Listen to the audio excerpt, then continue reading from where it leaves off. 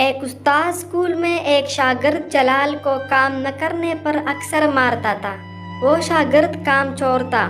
اس کو اس استاد پر بہت غصہ آیا ہوا تھا، لیکن وہ کچھ نہیں کر سکتا تھا۔ اس نے دل میں یہ فیصلہ کیا تھا کہ اسکول سے آخری سال نکلنے کے بعد میں اس استاد کو قتل کروں گا۔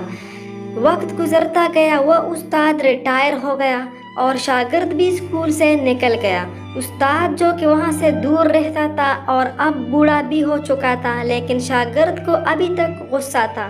ایک دن وہ استاد سائیکل پر کہیں جا رہا تھا کہ اپنے اس شاگرد کو کئی سال بعد راستے پر ایک بڑی گاڑی میں دیکھا۔ اب جو کہ اس کو ایک اچھی سرکاری نوکری ملی تھی، استاد نے اپنے سائیکل کو اس کے گاڑی کے قریب روک کر کہا، جلال بیٹا کیسے ہو؟ مجھے معاف کرنا، میں آپ کو بہت مارتا تھا۔ آپ کو اس گاڑی میں دیکھ کر بہت خوشی ہوئی۔